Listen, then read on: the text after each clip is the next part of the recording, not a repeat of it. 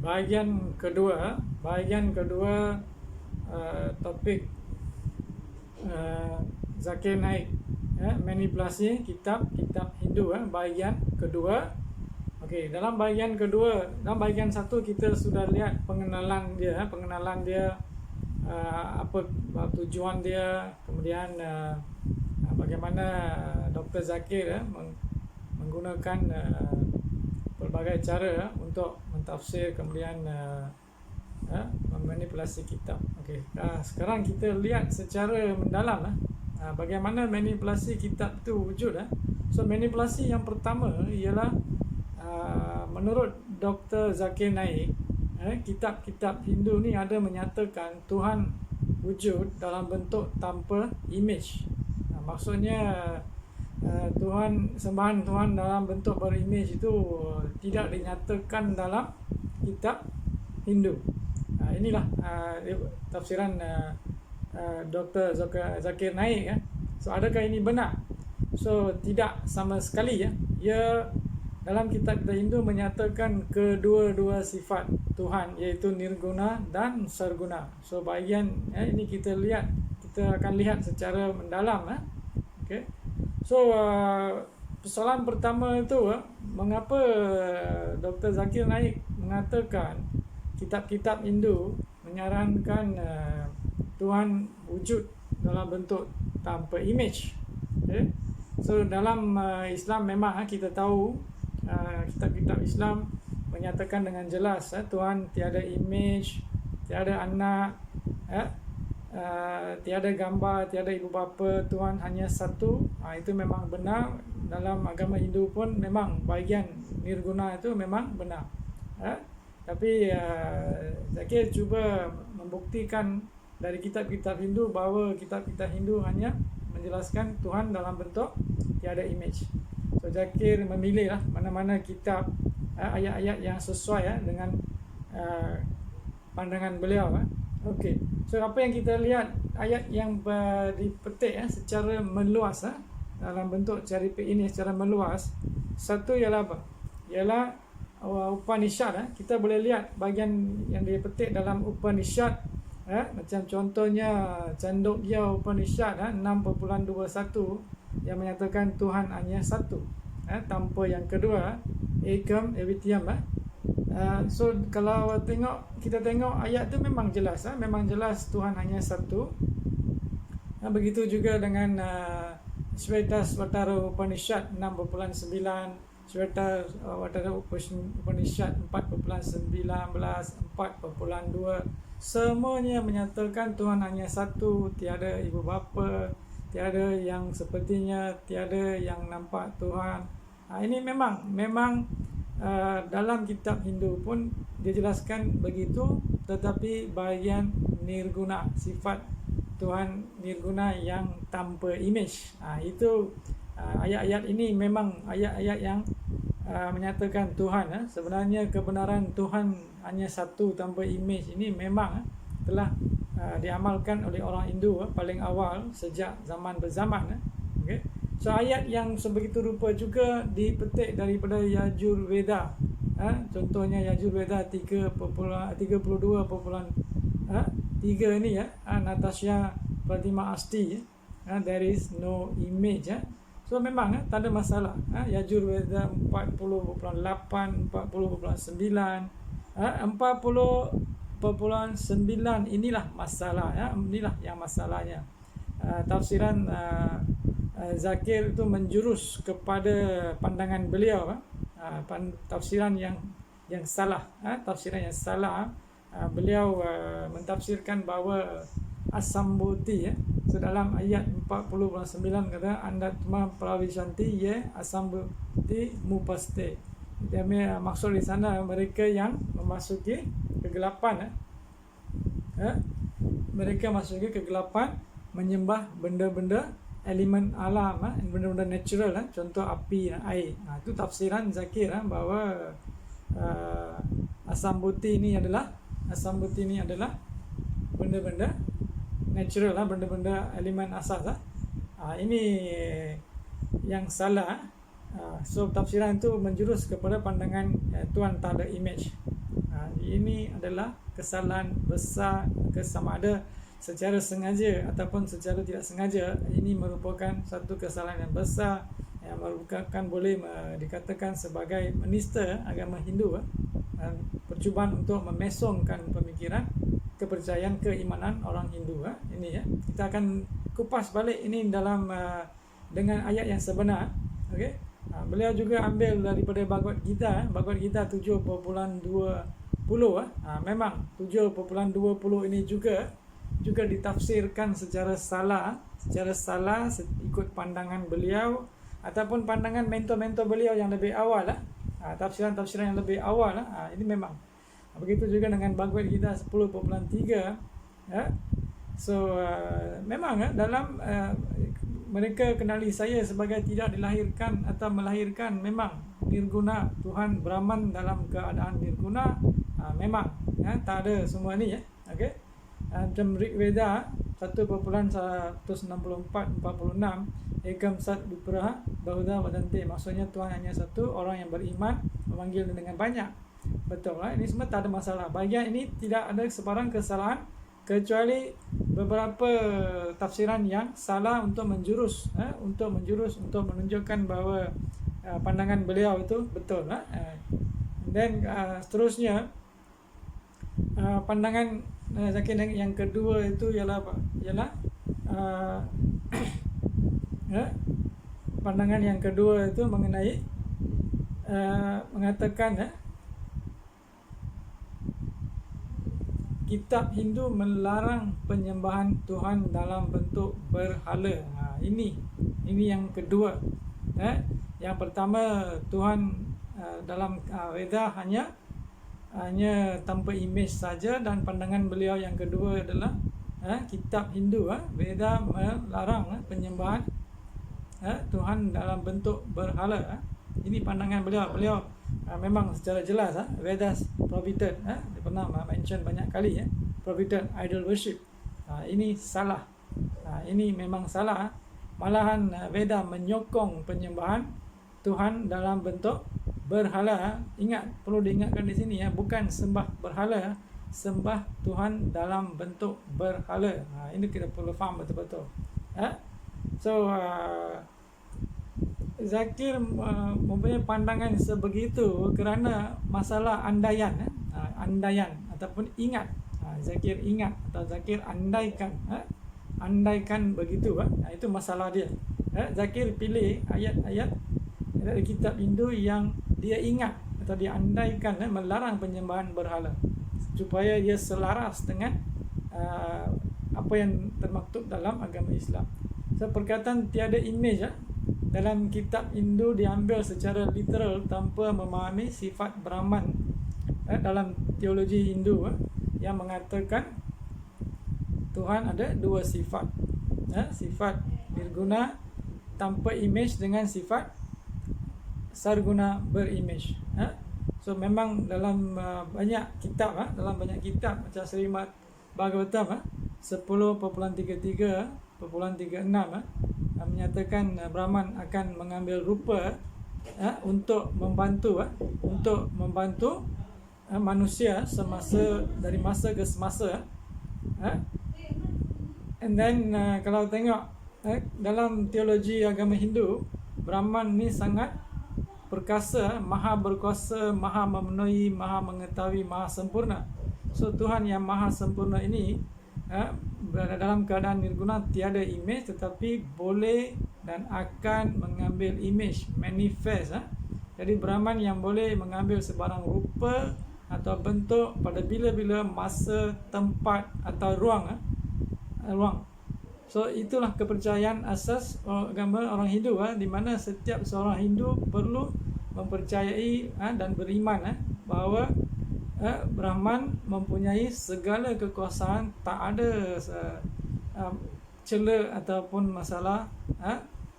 So Brahman akan mengambil rupa bila-bila diperlukan, daripada Veda, daripada Upanishad, daripada Puranas, daripada Bhagavad Gita, daripada Mahabharata, Ramayana, Agamas, Tantrik, semua menjelaskan perkara ini ya. Kalau Tuhan itu ada kekurangan, tidak mampu melakukan sesuatu, maka itu menunjukkan Tuhan itu lemah. So bagi orang Hindu, Tuhan tidak boleh lemah. Tuhan mesti maha sempurna. So itu orang Hindu jelas dan faham.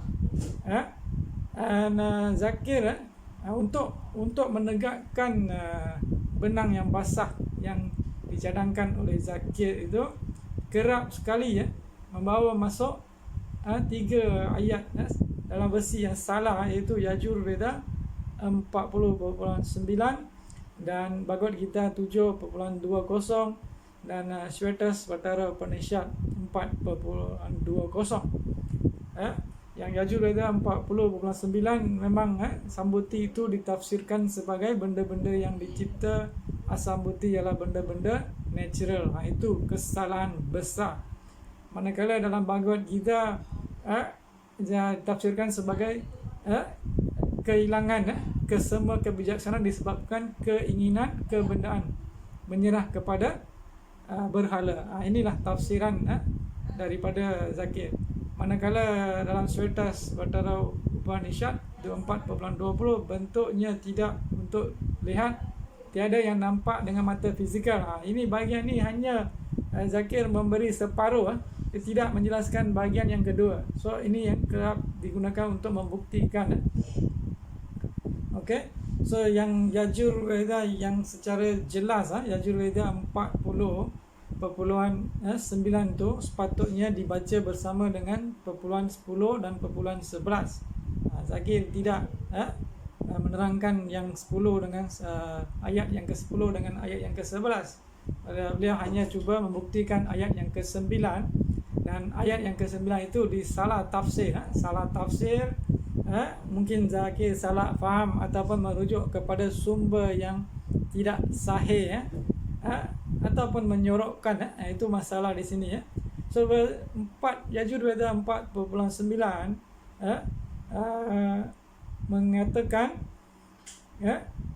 menyatakan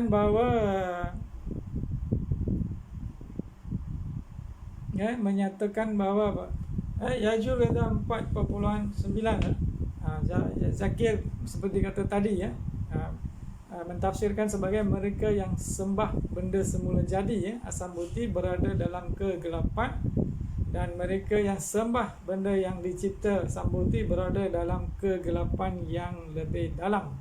Itulah tafsiran yang diberi oleh Zakir yang merujuk kepada sumber-sumber yang beliau rujuk. Okey. Memang ini satu kesalahan yang besar, saya telah jelaskan tadi, tetapi tafsiran yang sebenar yang diamalkan oleh tokoh-tokoh Hindu, mereka Yajur Veda 40.9 ialah mereka yang percaya Tuhan hanya wujud Tuhan wujud hanya dalam keadaan tanpa imej, Asambhuti sahaja, berada dalam kegelapan. Maksudnya dia hanya percaya Tuhan ada satu sifat saja, hanya tanpa imej sahaja. Orang itu dalam kegelapan. Dan mereka yang percaya Tuhan wujud hanya dalam berimej, itu Sambhuti sahaja. Maksudnya orang itu percaya bahawa Tuhan hanya dalam bentuk berimej sahaja. Dia berada dalam kegelapan yang lebih mendalam. Maksudnya golongan ini hanya percaya Tuhan dalam satu imej sahaja, satu sifat sahaja. Itu salah. Tuhan mempunyai dua sifat utama, iaitu berimej dan tanpa imej. So Zakir tafsirkan kepada benda yang dicipta ataupun benda alam. Itu kesalahan besar. Itu merupakan kalau dalam agama Islam, kalau orang mentafsirkan kitab Islam dalam keadaan seperti ini, apakah tindakan masyarakat Islam terhadap orang itu? Walaupun orang itu dari agama sendiri, apakah tindakan tuan-puan apabila orang bukan Islam berbuat demikian terhadap kitab Islam? So kita perlu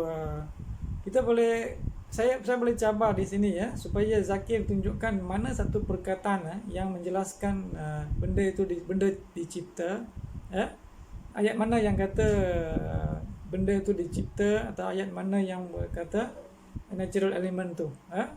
Mana satu ayat dalam Yajuj Ma'juj 40.9. And then beliau juga tidak menyatakan ayat yang ke-10 dan 11. Seolah-olah beliau sama ada menyuruhkan ataupun beliau tidak baca. Beliau hanya cherry pick mana-mana satu dua ayat.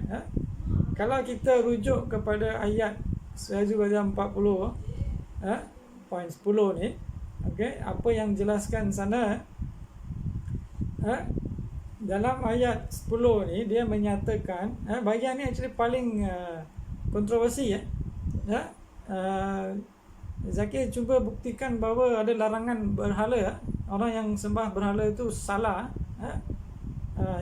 Tetapi kalau tengok bukti yang jelas, ini menunjukkan sikap Zakir Naik mentafsir ikut pandangan kepala sendiri, kata begitu. Yajuj Ma'juj 40:10 mengatakan sembah Tuhan dalam bentuk image, dalam bentuk berimage, dikenali sambuti, mempunyai kesan faedah yang berbeza, kesan atau faedah yang berbeza, dan sembah Tuhan dalam bentuk tanpa image as-sambuti mempunyai kesan faedah yang berbeza, yang lain.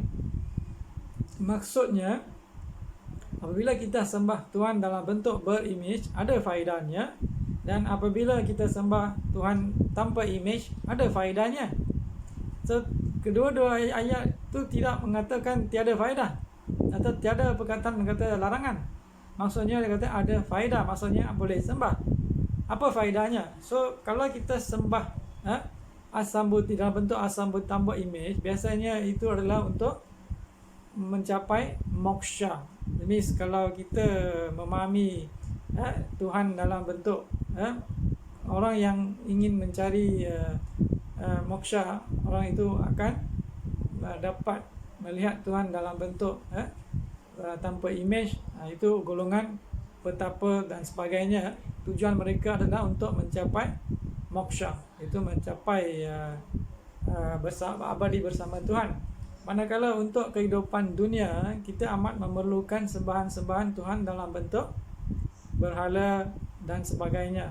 Contohnya ritual-ritual yang dijalankan, ada faedah-faedahnya, ada tujuan-tujuannya. So kita perlukan. So kedua-dua ni mempunyai faedah. Tidak ada ayat yang kata jangan atau ada larangan ataupun tidak berfaedah. Ayat yang 11, ini lagi hebat. Ayat yang ke-11 pula menyatakan kedua orang yang percaya kedua-dua bentuk sifat Tuhan, iaitu nirguna means sambuti, dan sarguna iaitu sambuti. Tuhan wujud dalam kedua-dua keadaan, image sambuti dan tanpa image sambuti, ialah bhakta ataupun penganut yang sebenar akan sampai kepadanya. Maksudnya akan sampai kepada syurga lah kalau ikut pandangan kitab Islam. Dalam kitab Hindu akan mencapai moksha. Itu yang jelas sana. So tiga ayat ni cukup untuk membuktikan apa yang Dr. Zakir Naik tafsirkan atau cuba jelaskan itu salah. Salah. Kalau ni boleh dilihat sebagai menista. Bukan dalam Veda ayat ni saja, dia juga dijelaskan dalam ayat-ayat yang lain. Even dalam Siva Purana ada mengatakan ini. Dalam Vedas ada cakap pasal ni. Interpretasi ini bukan saya punya seorang. Ini memang telah diamalkan sejak zaman berzaman, dan guru Jagat Guru Adi Shankara dalam abad ke-8 pun telah jelaskan perkara ini. So and then kalau kita rujuk semua pihak, sama ada Arya Samaj, daripada Griffith, daripada pelbagai orang, memang inilah tafsiran. Kalau di peringkat Malaysia kita boleh rujuk Swami Brahmananda daripada Kedah, untuk penjelasan, untuk pembuktian. Memang itulah penjelasan ayat 40.9 hinggalah 11. So dalam benda yang sama juga telah diterangkan semula dalam Ishavasya Upanishad. Ishavasya Upanishad mantra 9 hingga 14 memberitahu perkara yang sama. Boleh rujuk. Boleh rujuk. Isa Vasyo Upanishad mantra 9 hingga 14. So, rujukan yang sama wujud di dua tempat yang berbeza. So tafsiran dia tak ada masalah. So ini adalah tafsiran yang diamalkan dan dipercayai oleh orang Hindu. So pihak lain yang tiada hak untuk mempertikaikan, itu pandangan saya. Kalau anda mempertikaikan kitab anda, itu hak anda. Anda tidak mempunyai hak untuk mempertikaikan kitab orang lain. Dalam agama Islam pun dia jelas, dia ada berita jangan menghina sembahan orang lain. Begitu jugalah jangan menghina kitab orang lain, jangan mentafsir dengan cara sendiri terhadap kitab orang lain. Itu jelas. Dalam kitab agama Islam memang telah diberi pengadilan yang baik. Jangan menghina sembahan orang lain, nanti orang akan menghina tanpa pemahaman. Itu peringatan kepada semua Muslim daripada kitab anda. So ini saya nak jelaskan kepada Zakir Naik dan pengikut tafsir Zakir Naik. Adalah dosa untuk menista kitab orang lain, kitab agama lain. And then Zakir Naik juga kalau tengok bagaimana mensalah tafsirkan Bhagavad Gita 7 ayat 7.20 di sini Zakir punya tafsiran kehilangan kesemua kebijaksanaan disebabkan keinginan kebenaran menyerah kepada berhala, demigod. Kalau nama so maksudnya pandangan beliau di sini orang yang sembah demigod ini tidak bijak. Dalam perkataan lain bodoh lah. Itu maksud beliau. Ini merupakan salah maksud oleh Zakir dengan niat yang kalau Zakir buat ni secara sedar, ini niat yang tak baik lah, niat buruk lah. Kalau Zakir tersilap, itu perkara lain. Zakir cuba mentafsirkan bahawa orang Hindu sembah lain daripada Tuhan. Ini masa satu lagi. Itu kesilapan yang tak patut dilakukan seorang yang menjadi tokoh agama, tokoh penceramah agama. Ini bukan perbuatan begini, bukan ini merupakan satu perbuatan tidak baik, memberi pandangan yang tidak baik terhadap agama sendiri. Ayat yang sebenar di sana maksudnya kebijaksanaan mereka yang telah lenyap dibawa oleh nafsu dan kehendak, terikat kepada keadaan semula jadi sendiri, perbuatan sembah dewa-dewa lain, mengamalkan ritual untuk memenuhi kehendak itu. Maksud di sini saya Brahman dalam dua keadaan, nirguna dan sarguna. So bila anda sembah dalam bentuk nirguna baru boleh mencapai moksha. So ini adalah peringatan kepada umat Hindu bahawa jangan leka, jangan terikut dengan nafsu, hanya fokus kepada sembahan yang mementingkan duniawi. Itu maksud sebenar di sana, bukan maksud yang dikatakan seperti Zakir Naik. So ini maksudnya jangan leka dengan sembahan-sembahan duniawi ataupun kehidupan duniawi. Saya juga dalam bentuk tanpa image, dan bila anda mau mencapai moksha, anda perlu juga sembah dalam bentuk nirguna tanpa image. Itu adalah yang sebenar. And then tujuan seorang bhakta ialah mencapai Tuhan, moksha. So jangan lupa mengenai keadaan saya sebagai Brahman. Kehendak duniawi menyebabkan orang fokus terhadap image ritual, hanya hendak mendapatkan kebenaran melalui ritual. So kebijaksanaan sebenar ialah menyedari saya dalam bentuk Brahman. Itu peringatan kepada orang yang leka dalam kehidupan duniawi. Itu saja di sana. So tafsiran Zakir memang salah. Mungkin Zakir boleh kata itu bukan tafsiran dia, itu adalah tafsiran orang lain. Itu tafsiran orang lain. Jangan ambil tafsiran orang lain tanpa ada keperluan, ataupun tafsiran orang boleh jadi salah. Dalam agama Hindu, setiap satu benda itu boleh ditafsirkan dalam 4 keadaan. Sebab dalam agama Hindu kita ada 4 jenis yoga. Yoga means bersama Tuhan, mencari Tuhan. Ada 4 cara: Raja Yoga, Jnana Yoga, Bhakti Yoga dengan Karma Yoga. Keempat-empat ini cara memberi penjelasan yang berbeza kepada benda yang sama. So janganlah ambil satu bahagian yang tiada kaitkan dengan benda yang lain. Contoh macam kalau kita sedang main badminton, kita kena ikut peraturan badminton. Kalau kita main bola sepak, kita perlu ikut peraturan bola sepak. Jangan pula permainan peraturan bola sepak dikaitkan dengan peraturan badminton. Itu yang perlu. Umat Hindu sangat jelas dalam benda ini, hanya segelintir. Okay. So dalam ayat 7 Bhagavad Gita 7.20 itu tiada apa-apa kaitan dengan larangan penyembahan berhala. Dalam bentuk berhala tiada mana-mana ayat atau kitab ditulis mengenai larangan penyembahan. Tiada satu ayat pun yang menyatakan penyembahan Tuhan dalam bentuk berhala dilarang. Tak ada. Untuk pengetahuan Dr. Zakir Naik dan pengikut taksub dia, anak murid dia, ini satu peringatan semula. Tiada satu perkataan yang menyatakan melarang penyembahan Tuhan dalam bentuk berimage. Kalau kita rujuk kepada ayat Shvetasvatara Upanishad 4.20, dalam ayat ini Zakir hanya bagi sebahagian saja, sebahagian lagi disorokkan. So bahagian pertama bentuknya untuk tidak untuk dilihat, tiada yang nampak Tuhan dengan mata fizikal. Itu dia kata sana, mata fizikal memang tak boleh nampak. Tetapi kalau Tuhan mengambil, Zakir mendakwa tidak boleh melihat Tuhan. Dia petik sebagian ayat saja.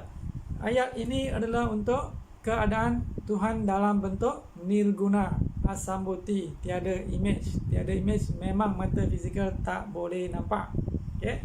So ayat ini menurut Zakir Naik, ayat ini bukti, salah satu bukti. So 3 ayat tadilah yang digunakan sebagai bukti untuk memesongkan pemikiran orang. Okay? Kalau kita rujuk bahagian yang kedua, dalam ayat Shvetasvatara Upanishad 4.20 itu, seseorang boleh lihat Tuhan Brahman melalui mata hati.